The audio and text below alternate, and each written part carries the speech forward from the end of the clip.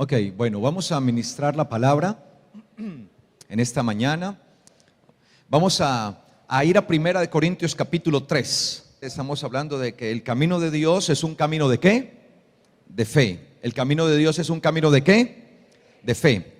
Y estamos estudiando acerca de las variantes o de las multiformas que hay en este caminar de fe.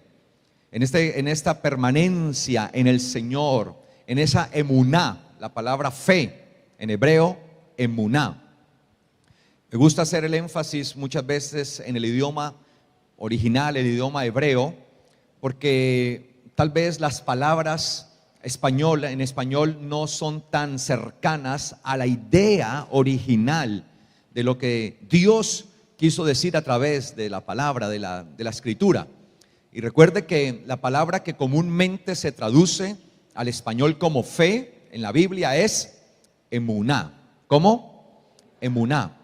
Y la emuná se define como la fuerza, el vigor, la fortaleza con la que nos asimos, con la que nos tomamos, nos agarramos de la mano de, en este caso, ¿de quién?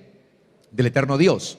Porque recuerden que hay personas que usan su emuná, su fe, para asirse, para agarrarse vigorosamente, con mucha fuerza, de la mano no del eterno Dios, sino de sus ídolos, o de otras cosas, de los placeres, del mundo, del pecado.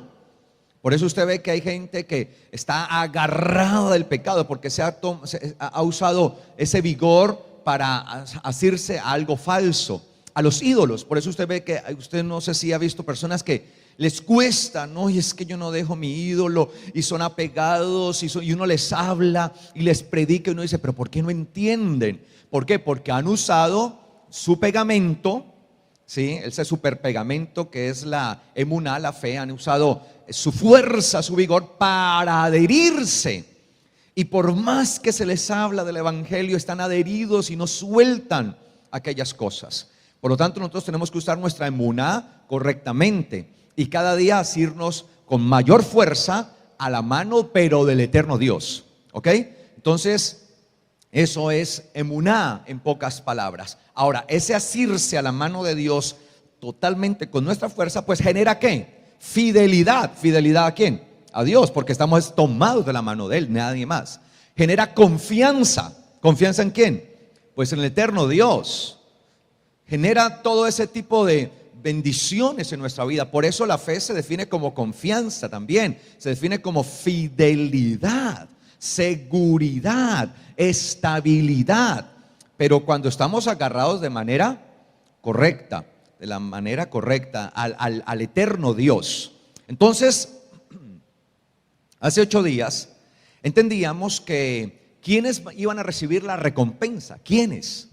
Y bueno, estábamos estudiando algunas cosas ahí en Primera de Corintios capítulo 3, versículo 8. Quiero leerlo como para que volvamos a entrar en el tema, en el contexto de lo que estábamos hablando en días atrás. Dice el apóstol Pablo, ahí leámoslo desde el versículo 1. De manera que yo, hermanos, no pude hablarles a ustedes como a espirituales. Mira, a nosotros se nos tiene que hablar como ¿qué? Como a espirituales. Y si no se nos habla como a espirituales es porque no hemos madurado. Hay que madurar. En el camino de Dios se va ¿qué? Madurando. Y tenemos que ir madurando a medida que nuestra fe crece. Y Pablo le decía a la iglesia que estaba en Corinto, les quise hablar como a espirituales, pero no pude. Sino como a ¿qué? Como a carnales. Es decir, personas que andan en sus emociones. Los carnales son los que dan pie a solamente sus emociones, viven en las emociones, dando entonces toda su vida al placer, a las cosas de este mundo, y son sensuales, son sensoriales, todo les entra por sus sentidos y viven es para darle placer solamente a su carne. Esos son los carnales. Y de allí pues es donde entra la ocasión del pecado. porque dando ocasión de pronto a la vista, entonces empezamos a ver lo que no debemos ver, o dándole ocasión, por ejemplo, a nuestros labios, a hablar lo que quiera, entonces empezamos a hablar lo que no debemos hablar, empezamos a participar de conversaciones que no aprovechan para nada. Empezamos entonces a participar con nuestros actos de cosas que no deberíamos de participar, y que obviamente todas estas cosas, como causan placer al cuerpo, causan placer a los sentidos, momentáneamente nos vamos a sentir como bien, pero luego vamos a sentir esa frustración, ese vacío de saber que no estamos edificando nuestra vida para nada y en nada. Entonces Pablo le decía a la iglesia de Corinto: les quise hablar como espirituales, pero tuve que hablarles como a carnales. Y los carnales son como ¿qué? Como niños. Sí, todos nosotros en un tiempo fuimos niños, pero no podemos seguir siendo niños a medida que va pasando el tiempo. Es el colmo que yo a esta altura de mi vida me esté comportando como un niño. No sería lógico. Por lo tanto, yo no puedo tener acciones de niño cuando ya debería demostrar que soy adulto, maduro. Y Pablo le decía esto a la iglesia en Corinto: les tuve que hablar como a niños. Qué tristeza, siendo que ya tenían que ser maduros, adultos espiritualmente, aún actuaban como niños. Y les dice: les di a beber leche. ¿A quién se le da leche? Al bebecito. Les di a beber leche y no alimento sólido, porque aún no eran capaces ni son capaces todavía, porque aún son carnales. En efecto, habiendo entre ustedes celos, contiendas, disensiones, ¿no son carnales y andan como hombres? Pues cuando uno dice: yo ciertamente soy de Pablo, y el otro: yo soy de Apolos, ¿no son carnales? Había una disputa, ¿no? No, es que yo soy de la escuela del apóstol Pablo. Y otros: no, es que yo soy de la escuela del apóstol Pedro. Yo soy de la escuela del apóstol Apolos. ¿Qué pues es Apolos y qué es Pablo? Servidores por medio de los cuales ustedes han creído, y solo según lo que a cada uno concedió el Señor. Yo planté, Apolos regó, pero el crecimiento lo ha dado Dios. Así que ni el que planta es algo, ni el que riega, sino Dios que da el crecimiento. Yo ya hablé de esto, expliqué esto días atrás. Y el que planta y el que riega son una misma cosa, aunque cada uno recibirá su recompensa. Recuerde que estamos hablando que la fe trae recompensa. ¿Y quiénes recibirán la recompensa? Eso es lo que estamos viendo. Su recompensa, cada uno la recibirá conforme a su labor. Entonces, ¿quiénes recibirán la recompensa? Pues los que hacen ¿qué? Su labor. ¿Quiénes recibirán la recompensa? Los que hacen su labor. Y dice aquí la palabra: porque nosotros somos colaboradores de Dios, y ustedes son labranza de Dios y edificio de Dios. Conforme a la gracia de Dios que me ha sido dada, yo como un perito arquitecto, un experto arquitecto, puse el fundamento. ¿Y quién es el fundamento? Yeshua, Jesús. Y otro edifica encima, pero cada uno mire cómo sobreedifica. Nadie puede poner otro fundamento que el que está puesto, el cual es Jesucristo. ¿Quién es el fundamento? Jesucristo. Y si alguien edifica sobre este fundamento con oro, plata y piedras preciosas, o con madera, heno y hojarasca, la obra de cada uno se hará manifiesta, porque el día la pondrá al descubierto, pues por el fuego será revelada. La obra de cada uno, sea la que sea, el fuego la probará. Si permanece la obra de alguno que sobreedificó, él recibirá ¿qué? Recompensa. ¿Quién recibirá recompensa? Aquel que haga su labor, pero la haga ¿qué? Correctamente. Que haya edificado correctamente, con los materiales correctos. El apóstol Pablo dice: unos van a edificar sobre el fundamento que ya está puesto, con oro, plata y piedras preciosas. Materiales que son resistentes ¿a qué? Al fuego. Pero otros sobre ese fundamento que es el Mesías, Jesucristo, sobre él edificarán con heno, hojarasca, con paja, materiales y elementos que son volátiles, que ante el fuego rápidamente se encienden. Y dice la palabra aquí, la obra de cada uno sea la que sea. La labor de cada uno sea la que sea. La labor será ¿qué? Probada por el fuego. La labor de cada uno de nosotros será ¿qué? Probada por el fuego. Y dice la palabra, versículo 15, si la obra de alguno se quema, sufrirá pérdida. Si bien él mismo será salvo, aunque así como por fuego. ¿Acaso no saben ustedes que son templo de Dios y que el Espíritu de Dios está en ustedes? Si alguno destruye el templo de Dios, Dios lo destruirá a él, porque el templo de Dios, el cual son ustedes, es santo. Ahí quedamos. Quiero entonces abordar el tema con base a los últimos versículos, porque es necesario que entendamos esto, porque no podemos pasar este texto sin entenderlo. No podemos pasar un texto sin comprenderlo. Entonces el apóstol Pablo está hablando de que nosotros somos colaboradores de Dios, amén. Todos nosotros, los que tenemos por fundamento a Jesucristo, nos constituimos inmediatamente en colaboradores de Dios. ¿Qué espera el Señor de nosotros cuando nos constituimos en hijos de Dios? Que seamos ¿qué? Colaboradores de su reino. Y ya les hablaba de esto, que al aceptar al Mesías como el Salvador de nosotros, y que el Espíritu de Dios hace entonces su sello sobre nosotros, su elección sobre nosotros, nos constituimos entonces ¿en qué? En hijos de Dios. Y que la palabra hijos de Dios en hebreo es la palabra Bene Elohim. Y que esa palabra hijos de Dios, ben, la palabra ben en hebreo, hijo, significa el que construye. ¿Qué significa? El que construye. Es decir, que cuando nosotros decimos ser hijos de Dios, eso implica que nos convertimos en constructores del reino del eterno Dios, en colaboradores. Y nuestra obra se va a ir midiendo día a día. Y cada día se va a ir probando nuestra obra.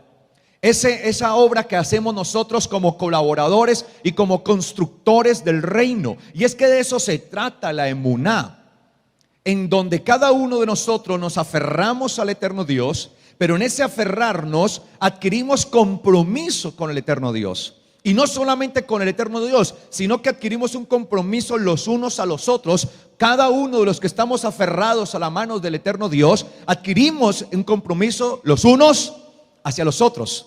Y ser partícipes en la construcción del reino de Dios.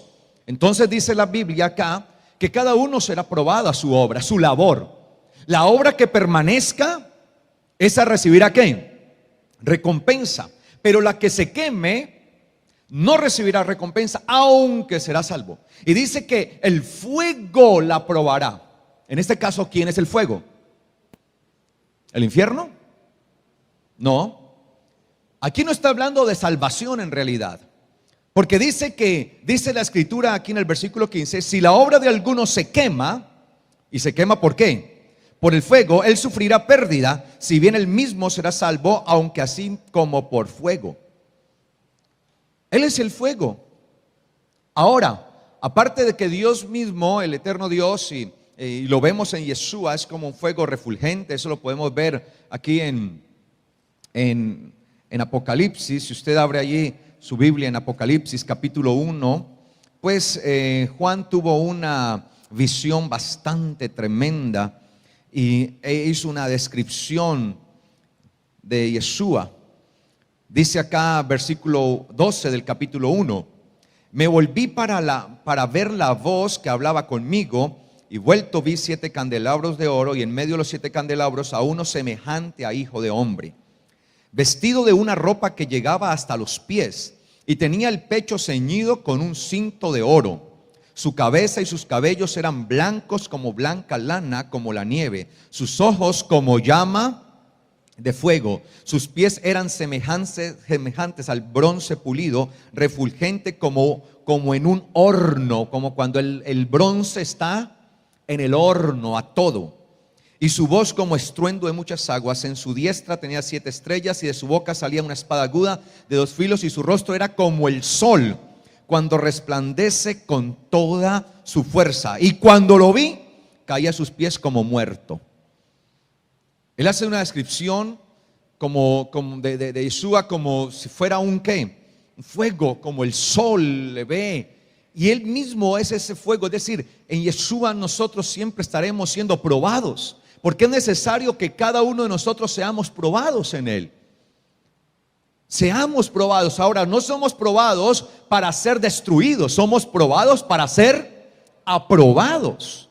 Abraham fue probado por Dios, y no lo fue para destruirlo, sino para ser aprobado. ¿Y fue hallado Abraham como aprobado? Sí. Dice la Biblia, por cuanto creyó a Dios, fue constituido como justicia. Le fue constituido ese creer como justicia. Le fue tomado por justicia, por cuanto creyó al eterno Dios. Y nosotros debemos construir nuestra vida cada día en el Señor, porque no solamente la forma en que nosotros construimos nuestra vida nos afecta a nosotros, y quiero que hoy entendamos esto, sino que afecta al resto de la iglesia. Su vida, en la forma que usted la maneja, de una u otra manera afectará a los demás. Mi forma de proceder y mi vida, conforme yo la edifique, afectará de una u otra manera a los demás. Es como que yo edifico una casa, y si yo dentro de la casa empiezo a edificar con buenos materiales, pero combino esos materiales con materiales irregulares, con materiales que no son aptos, pues no importa cuán grandes o cuán mejores sean los otros materiales, tarde o temprano los otros materiales cederán y habrá una situación tremenda. Alguien dijo por allí que una cadena se rompe por su eslabón más débil.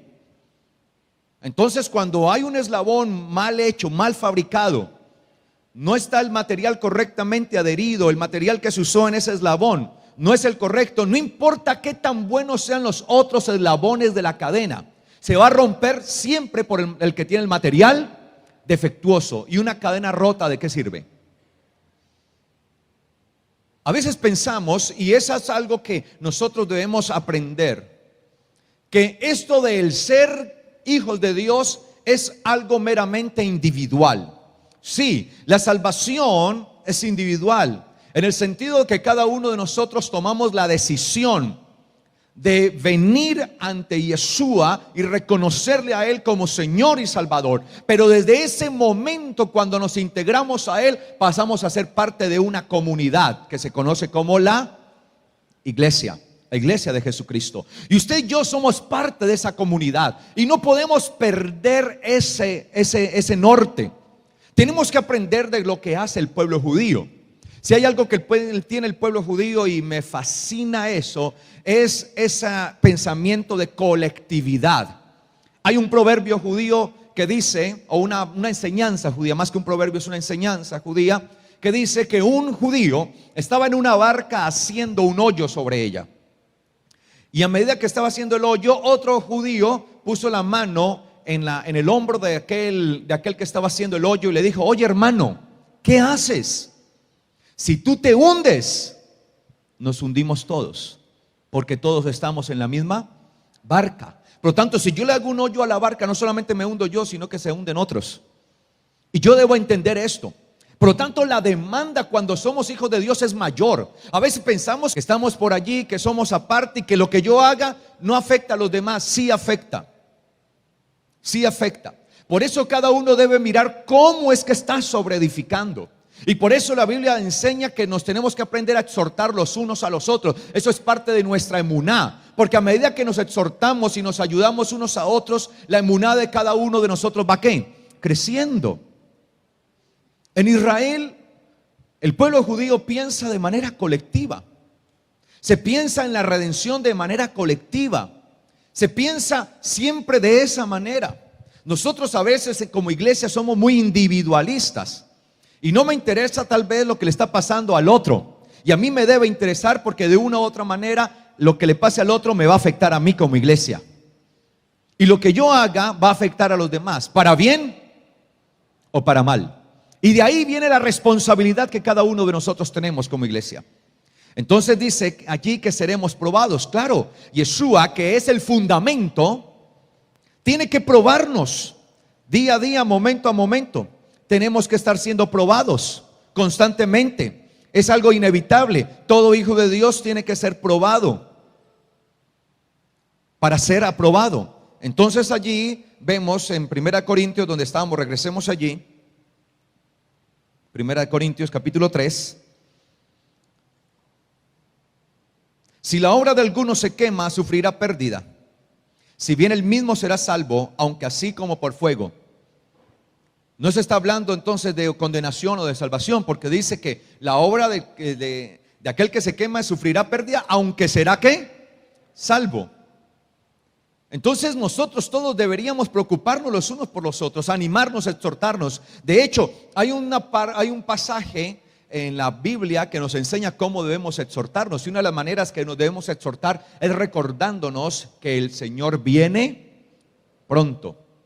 Primera Tesalonicenses capítulo 4, versículo 13 dice: tampoco queremos, hermanos, que ignoren acerca de los que duermen, o sea, de los que ya partieron de este mundo, para que no se entristezcan como los otros que no tienen esperanza. Es decir, que hay unos que no tienen ¿qué? Esperanza. Los que mueren en Jesucristo, en la fe del Hijo de Dios, tienen ¿qué? Esperanza, aún después de la muerte. Porque es que la muerte en este mundo no es otra cosa que el inicio hacia el mundo venidero. Es la preparación para ingresar al mundo venidero. Y cuando una persona muere en Cristo, esa persona, su emuná, se agarró del Mesías, que es el único mediador entre Dios y los hombres, el único camino al Padre eterno. Se agarró del Mesías, se sostuvo de él.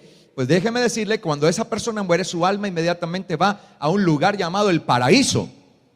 Y ahí estará su alma, reposando, durmiendo, descansando, hasta que se dé la orden de la resurrección de los muertos.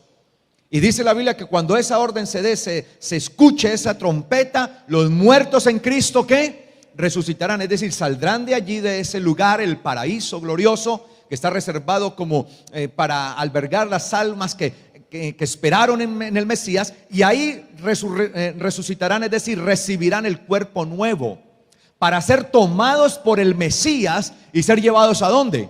Al reino del Padre Celestial. Y dice acá: si creemos que Jesús murió y resucitó. ¿Cuántos creen que Jesús murió y resucitó? Esa es parte de la fe del creyente.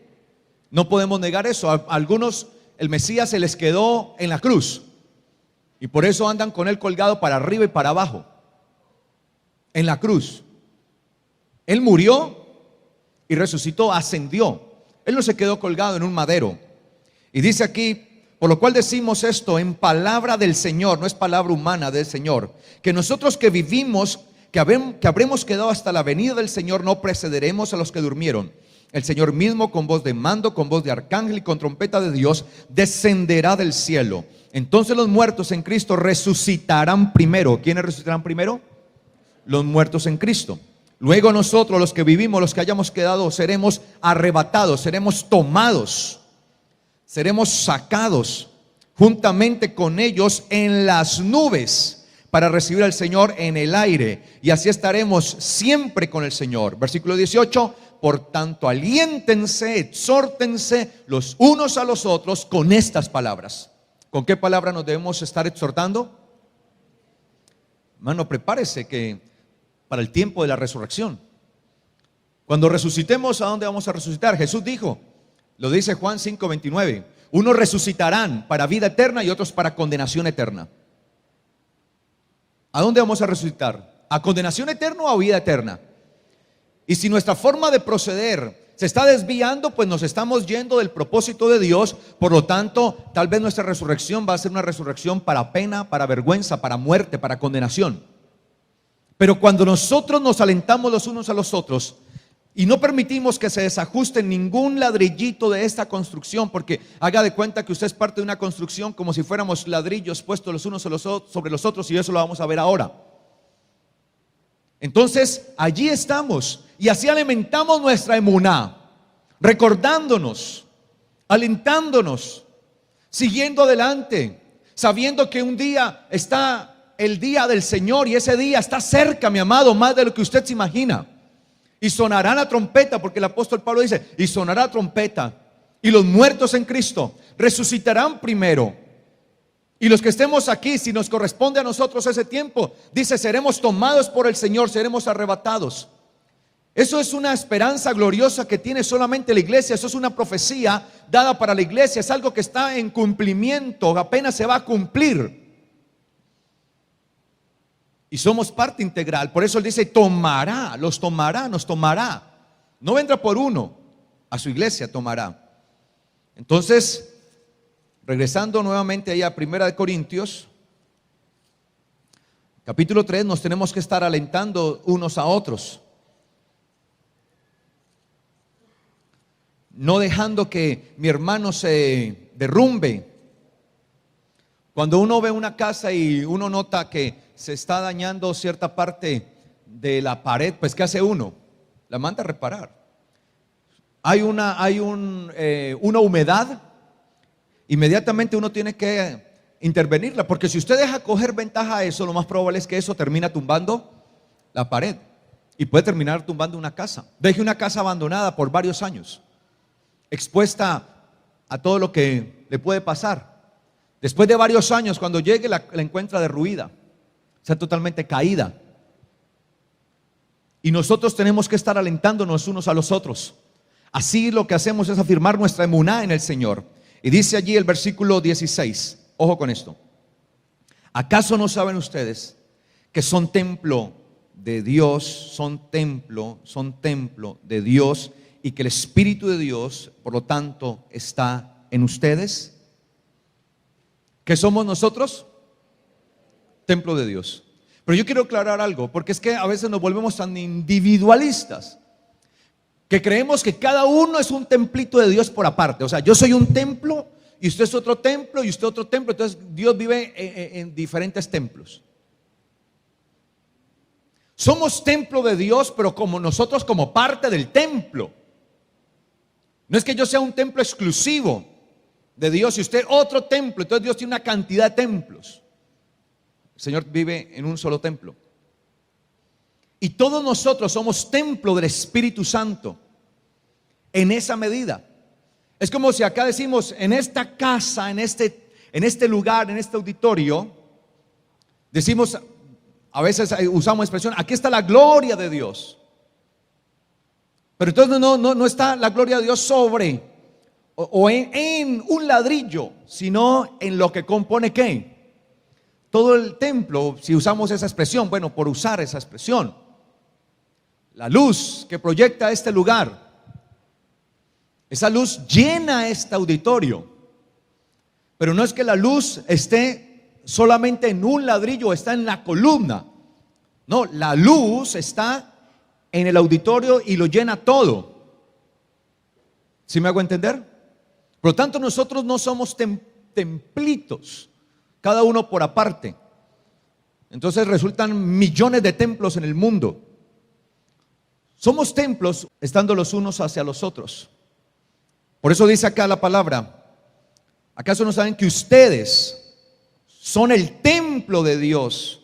Ustedes son el templo de Dios y que el Espíritu de Dios está en ustedes. Al ser el templo, todos nosotros, al ser el templo, entonces Él habita en nosotros. Y por eso dice acá: y si alguno destruye el templo de Dios, Dios mismo lo destruirá a él. Porque el templo de Dios, el cual son todos ustedes, es santo. Porque el templo de Dios, el cual son todos ustedes, es santo.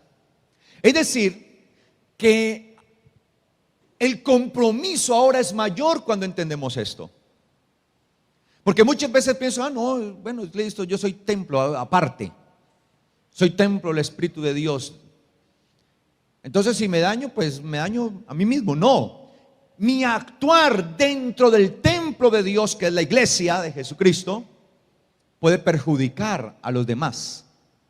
Por eso no solamente mi actuar debe ir para que yo permanezca en la fe del Hijo de Dios y permanezca entonces así en la salvación, sino también en preservar bien el templo de Dios que son los demás. Entonces no solo ahora solamente recae sobre mí la responsabilidad propia y particular de mi vida, sino también la de los demás. Y la palabra dice, y el que se atreva a destruir, es decir, que con mis acciones, no solamente yo voy a destruir mi vida, sino que puedo destruir ¿qué? Las demás, que son parte de ¿qué? Del templo, las demás vidas. Entonces, si yo quiero destruir mi vida, pues Dios me destruirá a mí antes que yo haga eso. Porque Él va a cuidar de su templo. Él va a cuidar de su habitación. Ya no hay un templo hecho por mano humana. En Jerusalén, hasta el año 70 después de Cristo, hubo un templo en el cual adoraban los judíos. Y el Señor había dicho desde que fue construido ese templo en tiempos de Salomón: haré habitar ahí mi presencia. Pero luego dice en la carta a los Hebreos que ahora el Señor habita en un templo no hecho de mano humana, sino por el mismo Dios. Y ese templo somos todos nosotros, que nos constituimos en iglesia, y los unos a los otros, apegados los unos a los otros, vamos entonces constituyéndonos como iglesia. Y de eso se trata la emuná, de permanecer. Entonces mi labor no solamente se trata de mí, sino que mi labor ahora va también en favor de los demás. Y por eso es que el Señor recompensará, porque no es una labor subjetiva, no es una labor particular, no es una labor individual, es una labor colectiva, en donde no solamente soy beneficiado yo, sino que también mis hermanos son beneficiados. Y el no hacer yo la labor que Dios dispone de mí, pues no solamente me traerá afección a mí, sino a los demás. Por eso, antes de usted hacer algo que vaya a destruir el templo de Dios, piénselo. No sea que terminemos siendo destruidos por el mismo Dios. Porque Dios es celoso y nos ha sellado para Él con su espíritu, dice la palabra. Celoso es en que Él reclama para sí lo que es de Él, lo que le pertenece.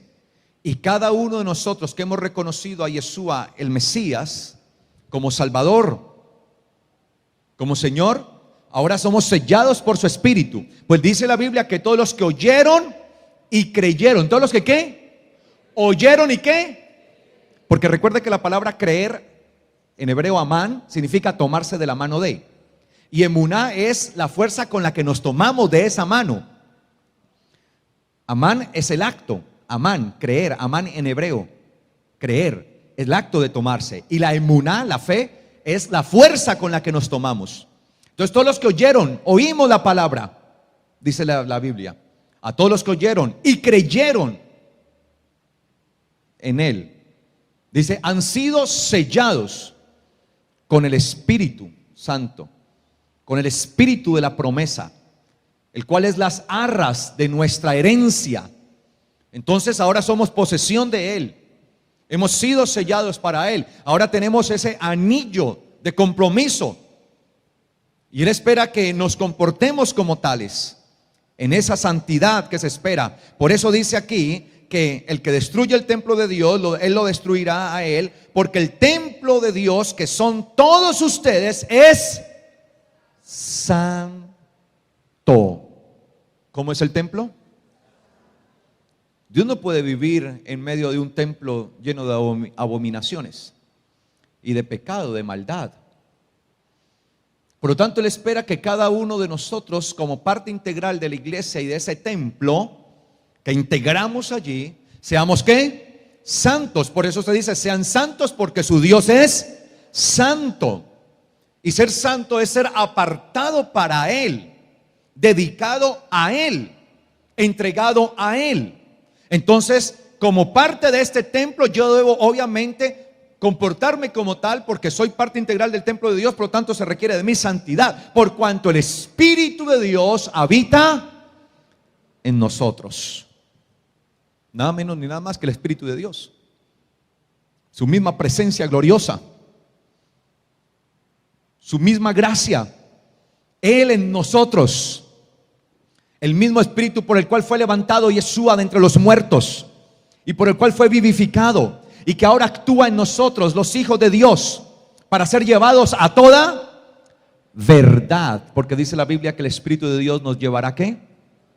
A toda verdad. Por lo tanto, nuestro cuerpo es parte integral del templo de Dios. Primera de Corintios 6:12 dice: todas las cosas me son lícitas. ¿Todas las cosas me son qué?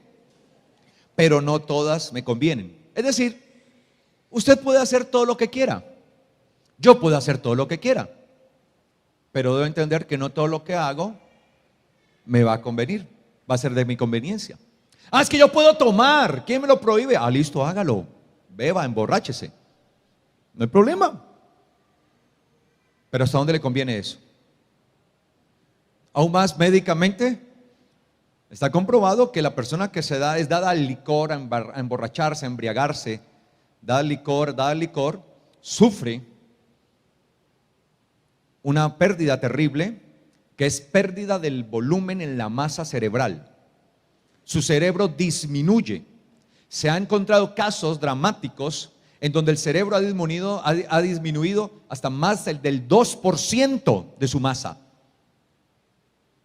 Cuando lo natural es que el cerebro se expanda. Por eso cuando somos bebés, nuestro cerebro es más pequeño, más reducido y es totalmente liso. Vea, el cerebro de un bebé es liso. Pero a medida que este va creciendo y va hallando información, va añadiendo información, se van haciendo los circúmbulos que usted ve en el cerebro.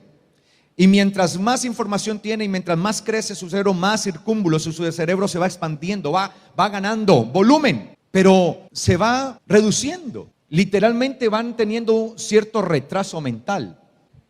Por eso tiene que ser uno muy ignorante para gustarle sentarse a tomar licor, a beber aguardiente, bebamos.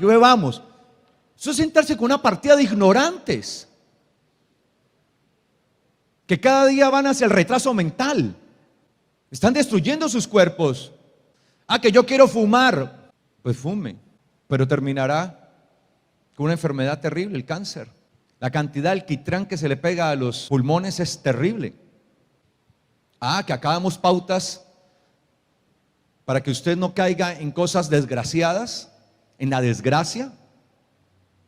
Y la gente es feliz destruyéndose, poco a poco matándose.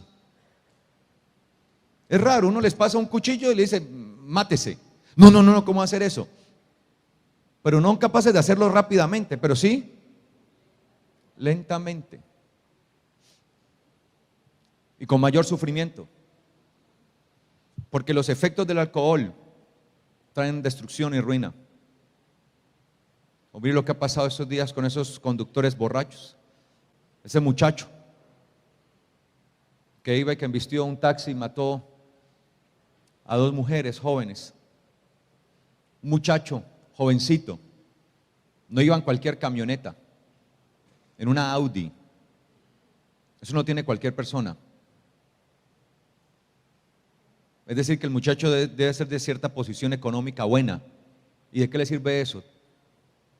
Si utiliza su dinero no para avanzar, sino para retroceder. Y ahí está que ayer la fiscalía emite hacia él orden de arresto y de prisión para la cárcel. Todo le es lícito, hágalo. Pero no todo, dice Pablo, ¿qué? Conviene. No todo conviene. Todas las cosas me son lícitas, dice Pablo, pero yo no me dejaré dominar por ninguna. Ah, es que ahí está el dominio propio. Y el dominio propio viene como parte de ese fruto de los que tienen el Espíritu Santo. Cuando el Espíritu de Dios habita entonces en nosotros, decimos entonces que nosotros tenemos ¿qué? El Espíritu Santo de Dios, el cual produce en nosotros sus frutos. Y parte de ese fruto es ¿cuál? El dominio propio. Y por eso dice, no me dejaré dominar por ninguna de estas cosas. Ah, que me quiero ir y quiero vivir la vida loca y quiero hacer lo que se me pega la gana, estoy joven y quiero disfrutar de mujeres, piensan algunos muchachos. Porque esa es como la idea que se vende hoy, ¿no? De la vida placentera, buena. ¿Y cuántos muchachos hoy están sufriendo? He conocido muchachitos que se han desviado del propósito de Dios y hoy están padeciendo situaciones. Jovencitos con enfermedades venéreas, sufriendo por una cosa de esas. Todo le era lícito, pero no todo le convenía. ¿Por qué no esperar a el matrimonio en santo, en santidad, como debe ser? Versículo 13, los alimentos son para el vientre y el vientre para los alimentos, pero tanto el uno como a los otros los destruirá el Señor. Es decir, todo esto, todo este cuerpo que se deleita en los placeres, un día será ¿qué? Destruido, se acabará. Entonces, alimentamos todos los placeres pasajeros y no alimentamos lo eterno. Pero el cuerpo no es para la fornicación, sino para el Señor, y el Señor para el cuerpo. Y Dios que levantó al Señor, también a nosotros nos levantará con su poder. ¿Cuántos dicen amén a eso? Dios nos levantará con su poder. ¿No saben que ustedes, que sus cuerpos son miembros de Cristo? ¿Nuestros cuerpos son qué? O sea, somos parte integral de un cuerpo. Somos miembros. Un dedo es un miembro de este cuerpo. Mi dedo, mi brazo, mi cabeza, mis ojos, mis manos, mis pies son miembros de mi cuerpo. No son el cuerpo, somos miembros.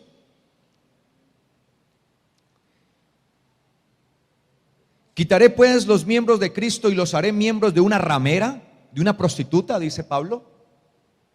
De ninguna manera. ¿O no saben que el que se une a una prostituta es un cuerpo con ella? Porque no dice la Escritura, los dos serán una sola carne. Pero el que se une al Señor, un espíritu es con él. Ya estamos unidos al Señor, ahora somos un solo espíritu. Por lo tanto dice, huyan de la fornicación, de la porneia, fornicación, de toda aquella cosa desviada del vínculo matrimonial. Todo lo que es desviado del vínculo matrimonial es fornicación. Todo lo que se practica por fuera del vínculo matrimonial es ¿qué? Fornicación. Por ejemplo, si un hombre le es infiel a su esposa, eso es un acto de fornicación, y ese acto tiene un nombre propio. ¿Cómo se llama? Adulterio, pero es fornicación. La fornicación no es tener relaciones sexuales antes del matrimonio únicamente. Cualquier otro pecado que el hombre cometa está fuera del cuerpo, pero el que fornica contra su propio cuerpo peca. ¿O ignoran que su cuerpo es templo del Espíritu Santo, el cual está en ustedes, el cual han recibido de Dios y que no son de ustedes? O sea, ya nosotros no pertenecemos a nosotros mismos, ahora somos de Dios. Pues han sido comprados por precio. Glorifiquen pues a Dios en su cuerpo y en su espíritu, los cuales son de Dios. Cuando yo peco con mi cuerpo, también estoy pecando con mi espíritu. Segunda de Corintios capítulo 6. ¿Lo tienen? Versículo 14 dice: no se unan en yugo desigual con los incrédulos. No debemos estar unidos con ¿quiénes? Mire, este texto lo usan muchas veces para los que se van a casar, ¿no? Para el novio.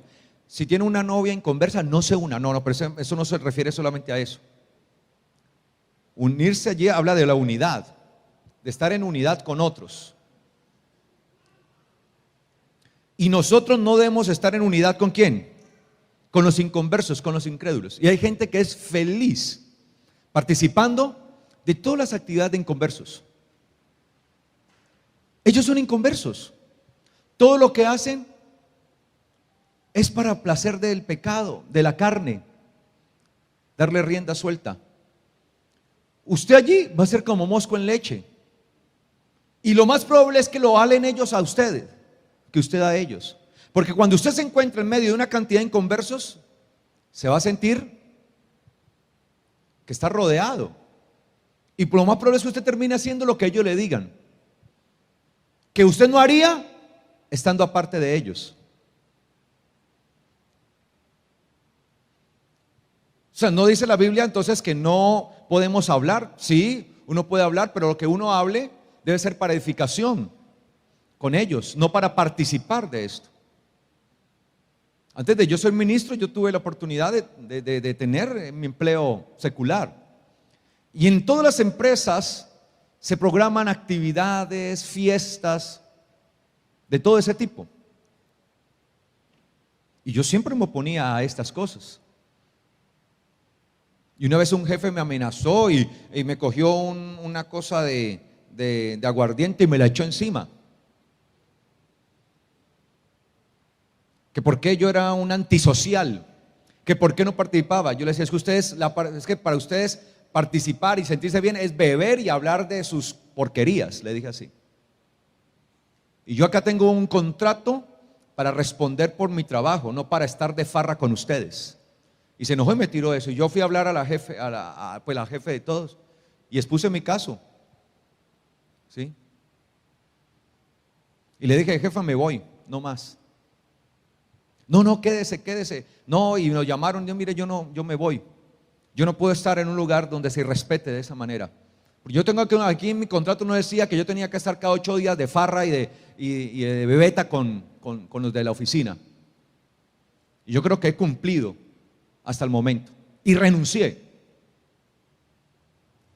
Sin embargo, a él también, yo renuncié, no más. A él lo sacaron. Si hay gente que dice, ay no, pero es que mi jefe, ay, ¿qué pasa? Ay, pero ¿qué van a decir? Es que digan de usted que no está cumpliendo sus metas, que no está haciendo su trabajo, es otra cosa. Y terminamos haciendo lo que no debemos hacer. No se unan. Deslíguese. Mire, a mí me ha tocado que cortar con ciertas relaciones, no más. Esta relación a mí no me sirve. Porque de una u otra manera me influenciaban.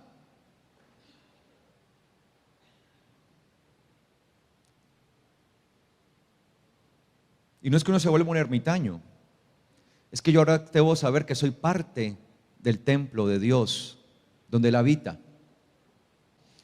Porque ¿qué compañerismo tiene la justicia con la injusticia y qué comunión la luz con las tinieblas? Es que todo eso nos ayuda a la emuná, ¿no? El saber dónde estamos nos ayuda a nuestra fe para poder hacer una buena labor en el Señor. ¿Y qué comunión tiene la luz con las tinieblas? ¿Qué armonía puede haber entre Cristo y Baal? ¿O qué parte tiene el creyente con el incrédulo? ¿Qué parte tiene el creyente con el incrédulo?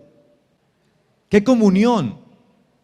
¿Y qué acuerdo hay entre el templo de Dios y el de los ídolos? O sea que hay dos tipos de templo: el de Dios y el otro, los ídolos. Entonces los incrédulos son parte de ¿qué templo? De los ídolos. Y ustedes son templo del Dios viviente. Como Dios dijo, habitaré y andaré entre ellos, yo seré su Dios y ellos serán mi pueblo. Andaré y habitaré entre ellos. Somos templo de Dios entre ellos. Por lo cual salgan del medio de ellos y apártense, dice el Señor, y no toquen lo inmundo, y yo los recibiré. Salgan. No es un consejo, es una orden que da el eterno Dios. Para muchos el precio de ser hijo de Dios es alto, porque tienen que desprenderse de todo eso. Porque su vida toda la han llevado es con base a eso. Y ahora tener que tomar esas decisiones son duras. Tremendo, sí. Pero hay que hacerlo. Salgan. Y dice acá, y los recibiré. Y si no salen, entonces ¿qué? No seremos recibidos. Y seré para ustedes por padre, y ustedes me serán por hijos e hijas, dice el Señor Todopoderoso. Así se alimenta la fe. Así es que se trabaja y se elabora. Así es. En el nombre del Señor, sabiendo quiénes somos. Entonces la emuná, la fe, está dirigida a eso, a saber quiénes somos. ¿Quiénes recibirán recompensa? Los que hagan bien su labor. Pero esa labor estará afectada dependiendo de nuestra vida, de cómo nosotros la vivamos. Nuestra labor, lo que hagamos, se afectará de quiénes son nuestras amistades, quiénes son los que nos rodean, quiénes son los que nos influencian. Por lo tanto, si estamos rodeados los unos de los otros por hijos de Dios, por creyentes, pues nos vamos a animar. ¿Usted cree que un incrédulo le va a decir a usted, tranquilo, estás desanimado? Recuerda que el Señor viene pronto, anímate. Por lo tanto, nosotros tenemos que trabajar nuestra fe conforme a lo que somos. Somos hijos de Dios, somos templo del Dios Altísimo. Estamos los unos a los otros integrados en el nombre del Señor. Por lo tanto, somos de Él y para Él. ¿Cuántos son parte del templo de Dios? ¿Cuántos creen que Dios habita en ustedes? Amén. Somos parte del templo de Dios. El ser iglesia, hijo de Dios, es un compromiso alto, es una responsabilidad, eso es serio. Por eso es para valientes.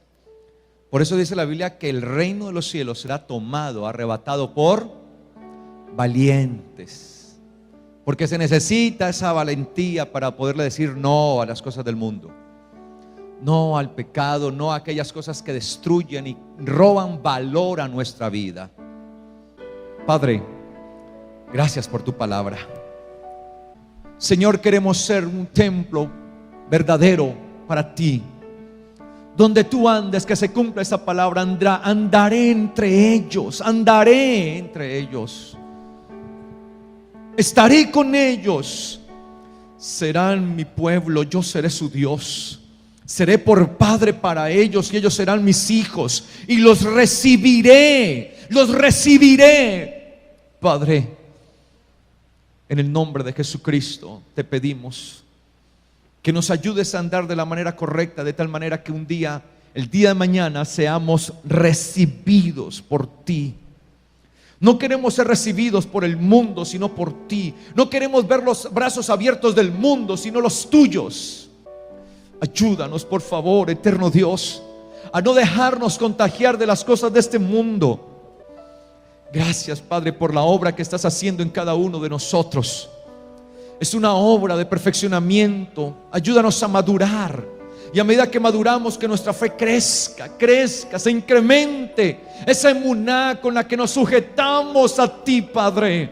Gracias, eterno Dios, por tus bendiciones. Gracias, Señor, por la labor que cada uno de nosotros ejercemos dentro del cuerpo de Jesucristo, la cual hallará recompensa, buena recompensa. Gracias, eterno Dios, por sustentarnos. En el nombre de Jesucristo te damos muchas gracias. Amén y amén. ¿Cuántos pueden alabar el nombre de nuestro Dios?